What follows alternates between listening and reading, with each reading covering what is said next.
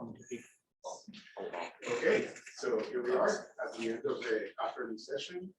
It is my pleasure to introduce Vin de Silva.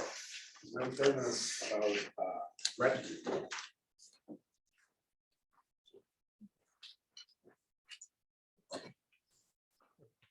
I'll take my mask off from back here.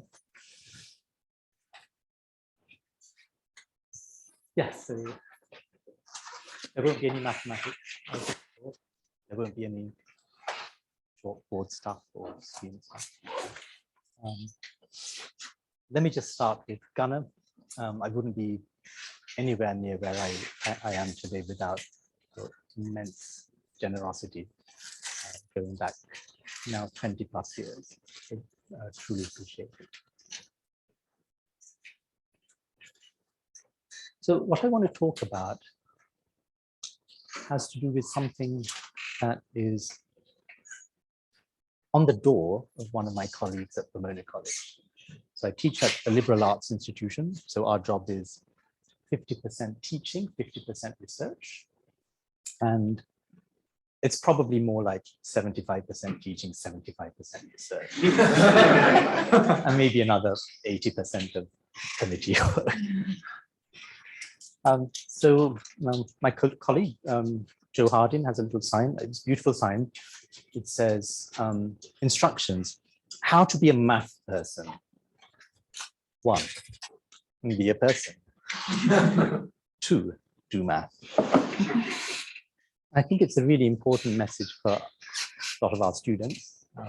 Some of them are there because they already think of themselves as being math people. And some of them are there because they've got to take a class and they've got a deeply embedded mental picture of who they are and how they fit into the world. But actually all they have to do is be a person and do math. And if they like it, they might do some more.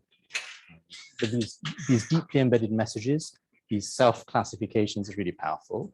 And I really love that little sign. Now, the whole of the rest of my talk is about how it's a little bit more complicated. And the part that's complicated, I think, is be a person. So that's where I'm going to go with this. Not all of this will be directly about how Gunnar has impacted me. But what I want you to maybe take as a standard assumption is that the topics that I'm choosing to talk about are all things that, so I recently turned 50, and they're all things that over the passage of time, I've looked back and I thought, you acquire your wisdom, right? And you make your mistakes and you acquire your wisdom. And a lot of the things that I now think of, okay, I've acquired a little bit of wisdom. I think back and it's like, oh yeah, I kind of knew that all along. Right? And it's always a nice feeling to know that your mentors were as wise as you thought they were and actually wiser. So I have 3 things that I think I've come to believe about how we study mathematics, how we teach it, how we experience it, how we research it. So I'll break this talk down really into 3 sections. And the first section is a topic that's kind of, there was a New York Times article a few years ago. It's something that comes up a lot when talking about the teaching of mathematics and education in general, which is the concept of a fixed mindset versus growth mindset. A quick show of hands, how many people are those buzz phrases kind of super familiar with or semi-familiar with? Fixed mindset and growth mindset. Okay, kind of a fraction, like maybe 2/3. So let me explain how I understand them. So I'm not a psychologist, so this is just how I've come to adopt those 2 terms into my understanding. Fixed mindset is the kind of mindset that leads people to create things like IQ tests. It's the idea that a person has a talent level, a cleverness level, a skill level. And of course, they work and become good at things, but somehow at the back of this level is the same. Growth mindset is something where you completely dissociate or you completely abandon that idea and you just say, you know what, here I am, I'm a person, I've got a brain, I can do things. If I want to do something, I'll do more of it and become better at it. The pernicious thing for me about the fixed mindset is realizing at some point in my 30s or 40s that I had been deeply, deeply embedded in a fixed mindset view of the world from childhood, from infancy, and that it had affected everything I'd done. And I look back at my educational environments, and for example, I was an undergraduate at the University of Cambridge, and oh my goodness, the sort of the deep embeddedness of those kind of assumptions. Like, you know, when you use words like, you know, that guy is a genius, you know, usually guy, right? That's kind of part of the way these things push down on us and on other people. Let me give you an example of, so when I teach, students really come in with this a lot. They absorb it from the atmosphere. And one of my biggest tasks when I'm teaching, I don't usually directly push back against that assumption because it draws attention to it. Instead, I refocus on, this is what you can do now. This is what we can do now. Let's try this. Maybe they come in a week later and they do the same thing and they do it a little bit better. And I make it a point to say, oh, okay, this is something you can do this week. And remember how it was last week? It was maybe not so straightforward, and now it is. One of the things I only lately came to realize about how Gunnar sort of moves through the world is I very much appreciate how you are focused on, let's just do the thing. You know, let's take the next step and then see where we are, and then let's take another step.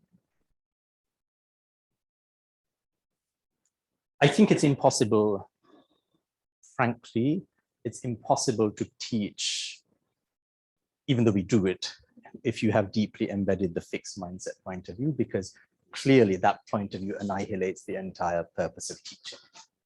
And so this cognitive dissonance that I remember, you know, I look back now and I think, what's this cognitive dissonance of going to an educational institution where people care about innate qualities and less about how you can grow as a person.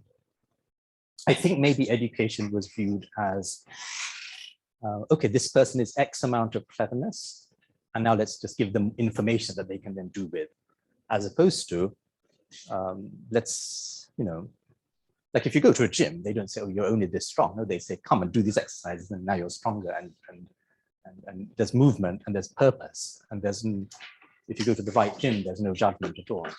Sort of everyone's at their different stage. But I think it also makes research, for me, it made research essentially impossible until that worldview was lifted from me.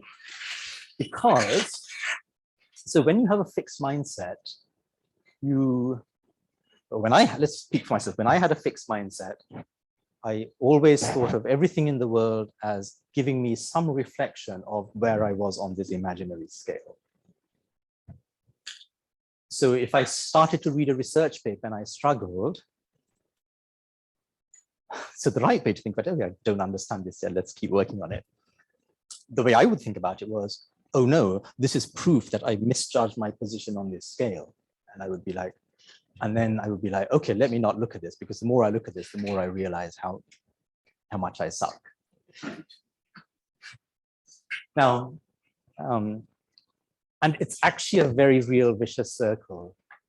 And I think back at my PhD, and some of the times were also in the aftermath of my PhD, and I think, why was I so lazy? Why did I just not do things? And I think this was one of the mechanisms, because every single time you sit down to confront the unknown, the way that taps into the fixed mindset is it gives you evidence that you're kind of lower down than you wanted to be, and then your ego or my ego didn't want to handle that. And so it's better to just go off and let it be.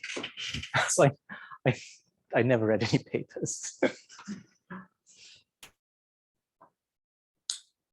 I want to tell you a little story that's maybe nothing to do with me at all. So you see, some of you, I think, maybe super familiar with the more healthy ways of doing things. So one of my favorite, or my one favorite K-pop group, their name is Mamamoo, in case you ever want to look into them. I discovered them a few months ago and I'm just totally captivated by how amazing they are, for me. One of their members, it's 4 women. She, I think, was the youngest in her family. So as the youngest child, sometimes you have, sometimes, it's not always the case, but sometimes the youngest child in the family has a sort of charmed existence. Like you just do stuff, you know, older people take care of things, you just do stuff. And so she is one of these people who just does stuff. If she wants to do something, she does it. So in her childhood and growing up, she was like, okay, I want to be a flight attendant. So she went to college and was preparing to be a flight attendant. And one day she was walking along the street and there was a booth on the, you know, someone had a desk and it was like, oh, win a prize, who knows, some, you know, candy, or I don't know what the prize was, some money, I don't know. But to do this, you have to karaoke in the street. So that, you know, so she, okay, I'll just do this. And she went over and karaoke. That just like, and they go, oh, you're good. Maybe you should audition for our company. There was, you know, so she must have had something there when she sang. So this is what happened. It still kind of cracks me up. So she decided to start auditioning, right? And I think after she auditioned, she failed. She was like, oh, I failed. I guess I'll audition again. She auditioned, she failed. She was a little annoyed that she was failing, right? Because she kind of thought, you know, as the youngest child, you kind of think things will just happen, right? After 10 auditions, it suddenly dawned on her that she was going to these auditions and wasn't actually preparing for them. So she was just like, okay, so okay, maybe I should prepare. Maybe I should have a song. Maybe I should do a little bit. Maybe I should see a voice teacher. And then so then you'd imagine that this would increase her fortunes and then she would succeed. It didn't happen actually. I think it took another 30 auditions, and then she was signed up for one company. And now, what, 10, 12 years later, she's, you know, one of the, you know, most successful Korean sort of entertainment singers. So that ability to just not take rejection or not take struggling with a research problem as any sort of reflection on yourself. I mean, Gunnar, I know you're absolutely fantastic at this. I remember a time when, you know, you had a handful of really amazing papers with Afra's Omerodian, you know, 20-ish years ago. And I remember you'd submitted to one and a rejection letter came back, you know, and I was talking to Afra about this and he just made this contrast very clear. Like the rejection letter came back and he told me he felt crushed, like somehow the whole thing was collapsing around him. And I myself would also be like, oh, yeah, I am useless after all. But he said that he went to you and you were like, oh, just submit it again somewhere else. And it seems simple, but when that option is invisible or when that option isn't something that comes naturally to you, it's so valuable to hear it from someone who can just submit it. Let me go to 40 auditions and then become a K-pop star, right? And fail them all, right? And so I ended up doing a similar thing, like for my own life story. I applied for 47 or 48 tenure track jobs for the 2004 fall. That was, I applied. Didn't get any of them. And then a year, and then Gunnar immediately said, thank you for this. All along you said, if it doesn't work out this year, you will find funding for one more year of postdoc for me. So we had one more year of postdoc, and next year, I prepared a bit. I actually, the first year, I now think about it, it was like going to an audition and just like not having any prep. I wrote the slides on, do you remember transparencies? It's kind of smudgy and the pens. I can't believe I did this, but my first 5 or 6 job interviews, the first one I wrote the slides the night before the interview in the hotel, kind of all smudgy, and I had no idea that what a terrible idea that was. A year later, I got my act together. I got not a tablet, but I got a Mac, one of those Mac things, and I spent 2.5 weeks making this beautiful presentation, and then I got the job at Pomona that I was incredibly lucky to get. So I failed, I think, 95 or 96 job searches. I didn't need as much perseverance as the singer from Mamamoo, because she actually had to go to like 40 odd auditions. Meanwhile, her parents are telling her, come on, just be a flight attendant. It's a solid career. No, I just had to, it was, I think maybe the first year it was putting things in envelopes. I remember a lot of envelopes. I think the second year it might already have been some sort of math jobs thing. And so it was sort of more electronic and automatic. Okay, so that was the first of my 3. So that one was growth versus fixed mindset and the different behaviors that come about. How are we doing for time? Oh, we'd be good for time. The second one, which again, I think is central to doing mathematics or anything, is self-trust. I didn't realize for a long time how important self-trust was. So when my older niece was 2 years old, I think it was her 2nd birthday, this sort of shocked me in a way that I've come to admire many years on. I went to my sister's house. My sister and Steve are fantastic people, fantastic parents. And my older niece, actually her sister was just, no, you know what, maybe she was 3 because she has a sister that's just slightly more than 2 years younger than her. But she was a tiny toddler, right? It was her birthday. There was a cake, and my niece was there with a massive kitchen knife. Like it was kind of almost as big as her arm, right? It was like this big knife. And I was like, what? I didn't say anything, but I was like, what is my sister doing, letting my niece, who's only like 2 or 3 years old, kind of with this massive knife, you know? And I was panicking. I was like, and my niece was like, what's that? You know, I was like waiting for the sudden movement that would devastate everyone with blood and everything. And no, she was just kind of, oh, and it was okay. And then when she was done, the knife went somewhere else and we all had cake. So that gift of trust, because I've had different experiences of you do something, maybe there's a micromanager around, you do something and everything you do is wrong, or everything you do is, you know, only contingently right. So Gunnar, you gave me that gift of trust. While I was spending 5 odd years, a lot more of that time I felt I was floundering around and being flaky than maybe you guessed. Like I was like, oh, I'm so flaky. But you just let me get on with it. And every so often I had some good work between us. You know, we had some good projects and it was great. And it was the exact thing that I needed at that stage in my life, to just be allowed to do my stuff. And at no point did I ever feel that you didn't think I should be there. I just always felt that we were partners and you were leading with superb ideas, and you just trusted me to get on with it in my own time. Because you can all, you know, sometimes there's grants and things and you needed a little bit of impatience, but I never felt that. Like I just felt you gave me all the time that I needed. I mean, trust, I think, plays out in my life in a number of different ways. Like it took me half a lifetime to get a driver's license. And what I mean by half a lifetime is I took 2 driving tests when I was 17 in London. I failed them.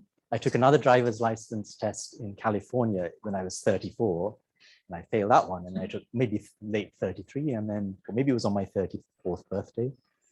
And then a few months later, I took one more, and then that one came.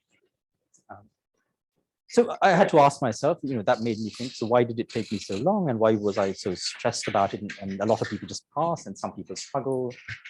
And the conclusion I came to was that it was primarily a matter of, am I trusting myself to just get on with it, or am I trying to micromanage, right? So just in that scenario, there's my niece, there's my sister and brother-in-law, and they're choosing not to micromanage. They're choosing to create an environment of trust, and my niece totally lived up to it, and nothing bad happened, and there was no sense of panic. So you can also recreate the dynamic inside yourself. So maybe the executive part of my brain was not trusting the body steering part of my brain, and that interference is what gets you muddled up, right? Because if you think about walking and you think about the muscles you need to move to walk, then it's catastrophic and you fall over. You have to sort of let the system do its thing.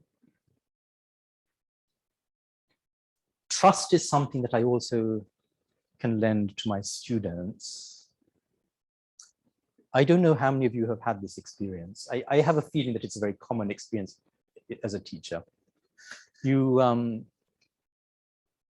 teaching a calculus class or linear algebra or something. Student comes to office hours and the student says, I can't do this problem. And so you say, let's sit down. So we sit down, And so, why don't you try doing it now? And then for the next 5 or 10 minutes, I just, okay, yeah, what next? Okay, that's interesting. And then they've done it. Right? And I haven't said anything. I've just, show of hands, who's had that experience? Okay, right. It's a little mysterious, like it's, and so what I think is going on is, one of the things that's going on is that what you're doing, they are in a position where they may not have cultivated self-trust in that context. You're in a position where you have some confidence that they're going to be okay. And so you physiologically lend them the trust that they need to realize that they can do it. And it might take a few iterations. It might take a few iterations for them to start being able to generate it for themselves. And so I think on a larger scale, like I had enormous hang-ups and anxieties about research because it's this new thing, everything, no one's ever thought of it before. That terrified me. I didn't necessarily know that it terrified me, but it certainly messed with my nervous system. And I remember thinking when I was struggling to finish my PhD, and struggling to get jobs after, so I'm thinking, okay, this was so difficult. Wouldn't it be really nice if I could just have, and then, then I'll accept that I shouldn't be in research, I'll go off and do something else, but wouldn't it be just nice to have 2 or 3 years somewhere where I can do research in a fun way and just do things that I enjoy, and not feel existentially threatened by all of it. And you gave me that gift, Gunnar. You absolutely did. And it wasn't just 2, it's like 5.5 years of being able to play with stuff and just enjoy being, also really enjoy, being at the foundations of something so that you can come back to an event like this 20-odd years later and just see it's all grown. And do you remember when we were plowing the fields and sprinkling seeds everywhere? Right? And it's not just our seeds, obviously, but it's like, do you remember when it was just a handful of groups? So that's self-trust. That's the second ingredient that I think is really important. The third ingredient is something I only really learned about in the last, I was going to say a couple of years, but you've got to add 2.5 years for COVID because, time, exceptional time. So let's say in the last 4.5 years. So this last ingredient is the way that our nervous system, so I'm speaking again, not as a psychologist, not as a neuroscientist, but just as a regular person that's learning some of these ideas in just ways that are useful to me. A simple model for the way we function is that our nervous system functions in, let's say, 2 different modes. And one of the modes is called the sympathetic nervous system, and the other mode is called the parasympathetic nervous system. I'm going to continue, but I want a quick show of hands to see who's aware of those 2 terms. Okay, so maybe a smallish, maybe 30%.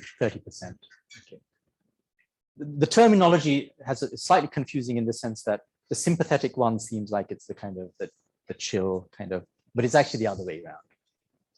So the sympathetic nervous system is basically for emergencies. So it's the one that floods your system with adrenaline and cortisol. It's the one that you need when you're in some sort of dangerous situation, a situation with urgency, where you have to make quick actions, and so your body, your nervous system sends your body the right chemicals and impulses to make quick decisions and move fast. Some of the physical symptoms of when you're in that state would be your heart rate is higher. You might be breathing faster and more shallowly. An interesting one is tunnel vision. So not necessarily physical tunnel vision, but you can tend to zoom in on details.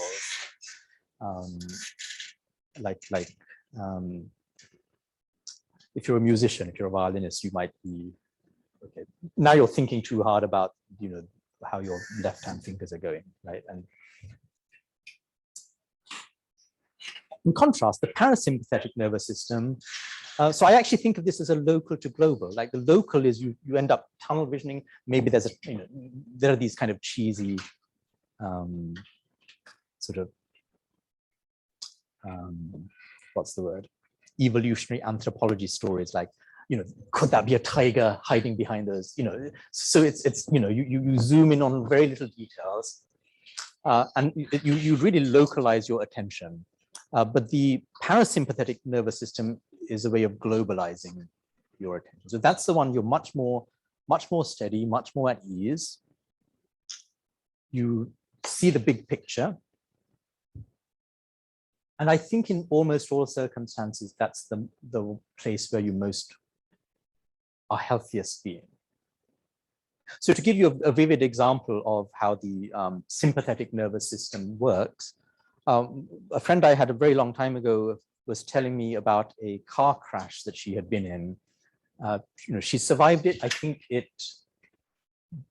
did a fair amount of damage to her ability to play music. So that was, I think, something she never really recovered from.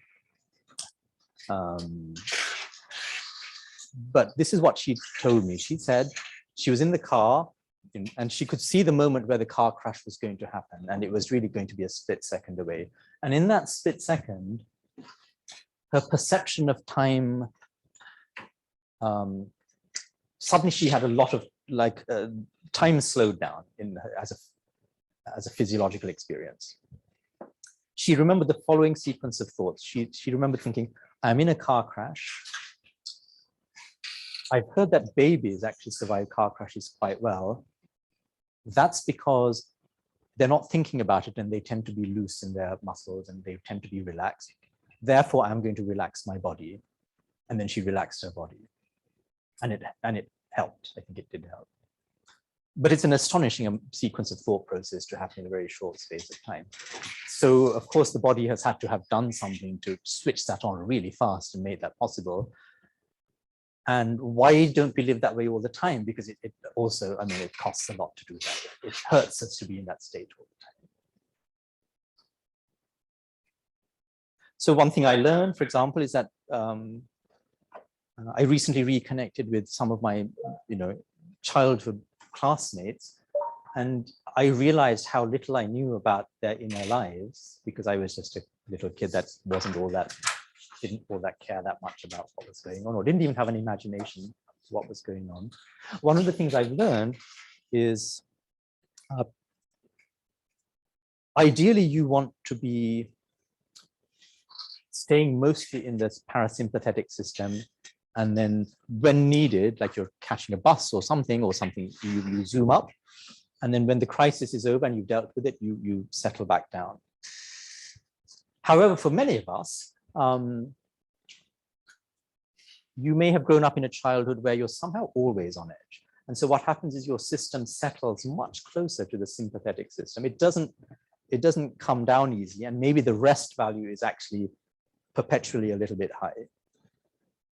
I remember thinking, you know, you'd have friends and I'd be like, oh, that person's a little bit highly strung, that I would maybe use that language.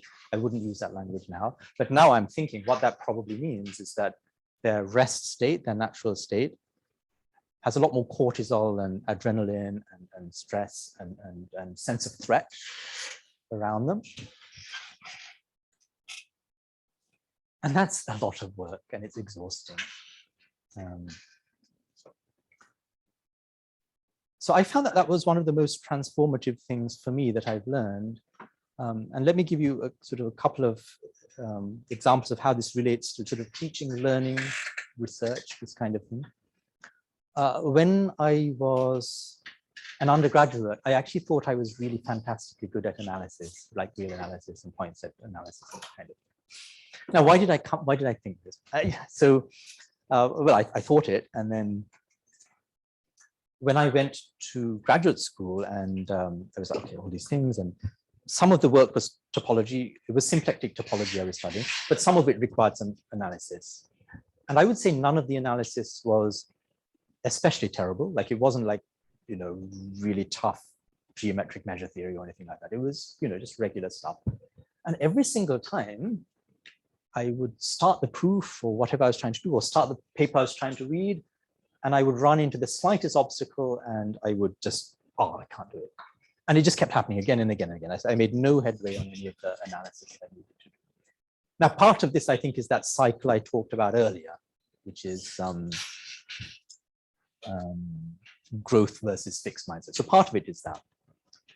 But part of it, I realized much later is, why did I think I was good at analysis in the first place? And the answer was, I had some fantastic analysis teachers who challenged me and gave me problems. Like I remember in one of my first year undergraduate classes, second term, our supervisor had this sort of 1-on-2 system, 2 students, 1 supervisor, was like, oh, here are some extra, you know, you've done the official example sheets, here's some extra problems. And then he said these fateful words. He said, I would be absolutely astounded if either of you came back next week and did all 5 problems. Okay, so I was like, okay, I got to do this. And I did, right? So I was kind of good that way. I you know, spent the week and by the time I got to about day 6, there was just 1 left. And it was all like elaborate things with like Cantor. The questions didn't have Cantor sets, but you had to kind of invoke them to solve the problems. And that was great. I thought, you're a triumph. And a lot of my rest of my undergraduate career in analysis was like this. And 20 odd years later, or 25 odd years later, I realized what was wrong. What was wrong was I had learned to do analysis purely within the sympathetic nervous system part of my function. I had learned to do analysis, just as I had learned to do a lot of mathematics under competition settings. I had learned to do analysis in a sense of crisis, like a good crisis, I thought, but still crisis. I'd elevated my systems to be in this emergency state. So when I was in my PhD and feeling a little bit overwhelmed, the last thing my body wanted was to revisit that crisis. But everything I'd learned about analysis, I had also learned the stress, the adrenaline, the cortisol. I had learned all of that along with my Cauchy sequences. Because we learn what we do. If we do things together, we learn them. So since then, since I realized that, I've gone back to some of my analysis books, and what I've been really trying to do is, why my goal now, whenever I learn anything, is how can I feel at ease while I'm doing this thing? How can I get that sense of ease? You absolutely need to do that as a musician. I'm not, I'm not an especially fluent musician, but if you play a musical instrument and you're constantly in this highly strung mode, your body will just not let you do the things, right? I mean, if you're super skilled, you might push through, but it's just not good. But I think the same is true in mathematics. It's just I'd never heard anyone talk about it. One of my dance teachers actually was maybe one of the triggers in me learning and putting this together. In these tango classes, he was like, you have to learn the move so that it feels easy, because if it doesn't feel easy, you will learn that feeling along with learning the move. And so that's what I really think is actually more important than almost any other aspect of teaching and learning. I now think of the biggest job that I have when I teach my undergraduate students is to help them settle their nervous system. I'm not saying that I'm particularly good at it, but at least that's my intention. Because I know that if they're in an elevated state, anything they learn is going to be next to useless. But it's maths, so people are kind of instinctively, they have learned to be afraid of it and learned to be stressed about it.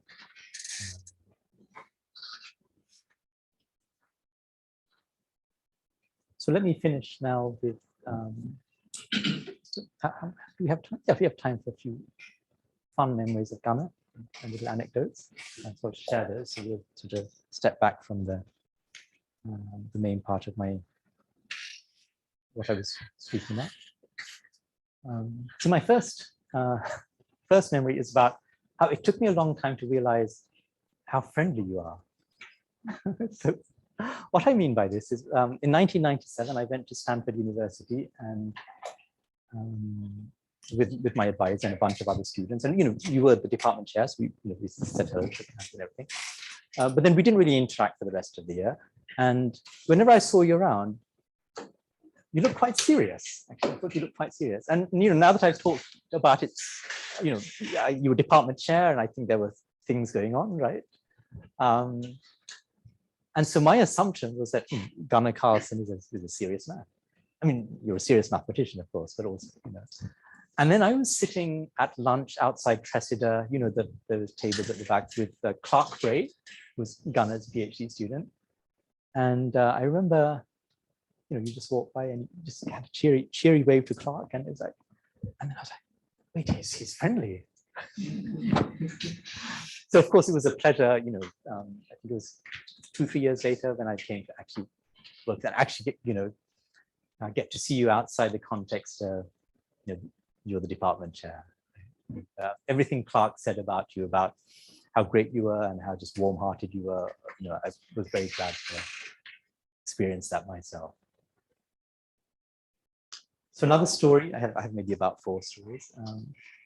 Another story is a time when early in our working together, I had finally put together a little bit of software to calculate homology. Right? It was exciting to be asked, and I hadn't thought of myself as a programmer, so I was kind of fiddling around with MATLAB and playing around, and eventually and so I was excited. I'd written this thing, and so I brought you down to the basement computer room, and we were doing this thing, and it's like, okay, we click and select some points, click a radius, draw a thing. I guess at that point we weren't calling it a Rips complex, but that was what it was, and then I did the calculation, and I drew this thing, and you imagine it's like a wedge of 2 circles, right? So it was like, and it came out, and it said, Betty naught equals 1, Betty 1 equals 2, fantastic. Okay, I was like, and then Gunnar was, okay, let me try. Let's, because you kind of wanted to play with this, right? So you created another thing, and it was some sort of different thing. And I was like, Betty naught equals 1, Betty 1 equals 2. Okay, and we tried another one with like maybe more. Betty naught equals 1, Betty 1 equals 2. And I was like, this is bad. Like this looks like I didn't do anything, but I wrote a program that would just. And actually, I had. So we looked at the code, and what I'd done is I'd stored the Betti numbers in a vector. Let's call the vector B, and it's MATLAB indexing, so it starts indexed at 1. And so what I wanted to say was print B of 0, no, B of 1. Print Betti naught equals B of 1, and then print Betti 1 equals B of 2. But what I'd written was print Betti naught equals 1, print Betti naught equals 1. So luckily we fixed it and it was correct, and my future was saved. One last story. Yes, we have just that moment, which is to do with just seeing things as they are and not looking for why things are going wrong, right? Which is, we had finally decided to look at the David Mumford data ourselves. We'd sort of outsourced it for a bit, but then we took it in-house, and we'd gotten Afra Zomarodian to send us some persistent code that we could run easily on it. And we sat down for the first time to look at these things. And I don't know if you know the data, but it's on a 7 sphere. And what you need to do is you need to subsample. So the 7 sphere is filled. So if you just do topology, you just get a 7 sphere. But if you threshold by density, you get different subsets. And the one we were expecting was an annulus. But the interesting thing that we discovered was, of course, there are different ways of thresholding for density. There are different density functions, and we had these co-density functions. And so the idea was that depending on how coarsely or finely you were defining your density function, you would get a clunky thing or a very filamental kind of filigree kind of thing. And so it makes sense to believe that the topology will be different. So I'm sitting there like, yes. So we got these different density functions. We were looking at the data. I hadn't seen them myself. We were looking at it for the first time together. And the one with a very thick and clunky density function was a nice, convincing. It looked like a circle even when you just projected it, and it was one line. Great. But I missed the interesting one. So the interesting one was, I was like, oh yeah, but if we set k equals 30 or 50 or whatever it was, oh yeah, this one's trash. This one didn't work. It kind of looks messy. Because what was there? There was like a bunch of extra bars, and then at a different percentage there was a bunch of extra bars that looked kind of different. It didn't even look consistent. Like it was like bleh. And I was like, oh yeah, they'll just throw this one out, just kind of focus on this one. And Gunnar was like, no, look. Notice that this is 5 long bars. And notice that this is also 5 bars. It's just that 3 of them have become kind of small, but they're still bigger than the little dots. And then this other one, where it's still 5 bars, right? And you're absolutely right. I mean, it was 5 bars. It's just that I had been thinking, well, I had just not seen it, right? But it was there. Like you were the one that I think you must have been. I'm imagining that you had a certain confidence that the topology would reveal itself, whereas I was thinking, oh yeah, this one's gone wrong.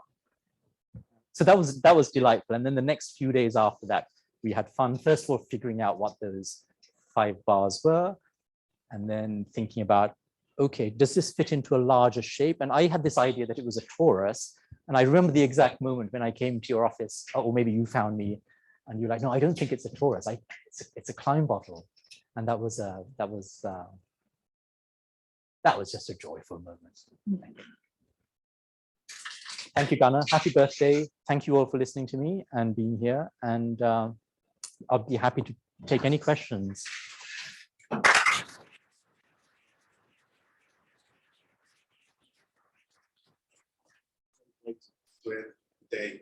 Any questions for Vin? Yeah, so you talked about the sympathetic versus parasympathetic system. Could you talk a little bit about, so I assume you prefer to do your research or any sort of math in the parasympathetic. Do you have like a preferred way to come down from a sympathetic to a parasympathetic? Yeah, so that's a beautiful question because that's sort of the idea. Right. There are many things you can do because just as the two systems have different physiological symptoms, or if you can actually kind of reverse it. So you can just breathe slower. That's one. The most interesting one is one that my miraculous violin teacher does. I remember in my early violin lessons with her, I would play some etude. It would sound, whatever, right? Kind of a little tight. So then what would she say to me? She wouldn't say what I thought she would say. She would say, imagine you have eyes in the back of your back that can look out through the window. And imagine you can see the whole street. I was like, okay, I'll just kind of do that. Okay, now play it. And oh my God, it sounded good. And then she had some other thing, like she said some other thing. And the third time I was like, wait, I have never sounded this good on the violin in my life before. And so what I think she was doing was, so I said that it's local and global, right? So just by maybe not distracting isn't the word, but just by making me think global, as opposed to being in my fingers and in my shoulders. And so she made me be global. My nervous system presumably responded. And then when I played, it was just like, oh, that's why the violin sounds good when other people play it. I guess I'll just quickly say a follow-up question is, how do you, you also mentioned part of your job teaching, especially like undergraduates, is to get them to be relaxed. And how do you invoke a similar response in other people like your students? Yes, so I focus on myself actually, because I think that, we have mirror neurons, we copy what other people are doing. I think we regulate each other's nervous systems just by being around each other. So if I do the things that bring me down, that's actually the biggest gift I can give to them. I think what doesn't work is to tell them to relax. Right? Because now that's a command to an action that needs to be done immediately. So yes, we use the sympathetic nervous system to try to do it, and it's not going to work. Yeah, well, I wanted to ask, how did you become a postdoc working with Gunnar, given that I think your PhD, you were studying symplectic geometry, and maybe that 97 visit, you were even visiting other people in the department. Yeah, so it was incredibly lucky. So at the end of that year, I had planned to stay at Stanford and kind of maybe work with Ralph Cohen or something, like do some research. But instead, I just chose to go off and teach at a math camp somewhere in Canada. And it was an amazing experience. And it gave me a love for, I always loved teaching, but it gave me also like some more interesting experience in it. And I just met someone whose fiance was about to, maybe it took a few months for the job offer to come through, but during the year, it turned out he was just finishing his PhD at MIT. This is Josh Chenandam, and was about to move to Stanford. And he wanted a math postdoc, and she knew that I was, his now wife or fiance at that point knew that I was searching and not succeeding. And I thought, okay, I'll do that. And I think Gunnar, I've never fully understood how you connected with him, but that was an enormous. Percy Diaconis and I sat down with Josh and we talked a little bit about these things. And we said, do we know anybody? Josh said, I know this brilliant guy named Vin de Silva. And so that's how it works. Was Tenenbaum a professor in statistics? He was an assistant professor in Psychology. Psychology. Psychology. Really? Yeah. So he's, well, I think it's been mentioned, Josh and Vin and a third author, I think, have this enormously influential paper about isomaps that appeared in Science. And I think that had already been done when we started, or it was close to being done. So you know what? I think it happened at the end of my first year. I arrived in late '99. Yeah. And we got that paper out a year later, late 2000. Yeah. So we were already working. Yeah. That was enormously I'm imagining that meeting with the three of you and my entire career You know, I'll have to say, because then I had to come up with money. And I had a very sympathetic chair, Leon Simon, who is willing to pony up math department money as well, because we didn't have grants at the time. yes, right. It took us a year to get that amazing. That's right, grant. but he came through. He was always very generous to me. Yeah. I would tease him occasionally when England beat Australia at the cricket, but that was very rare because it's usually the other way around. So then I have a question. So you and Gunnar have sort of these fantastic influential papers, you know, the Klein bottle paper, zigzag persistence, you know, witness complexes. And I've always wanted to hear the origin stories, the drama behind those projects. Do you have any stories about perhaps zigzag persistence, witness complexes? Yeah, how did they come about? I'm imagining that they won't be punchy stories, but we will be longer conversations. I remember with zigzag, you know, we had really been trying to compare complexes in different ways, and I think you had this zigzag idea very, like, I think maybe you had it way early. And then you invited me to come back after I got my job at Pomona to spend a summer with you.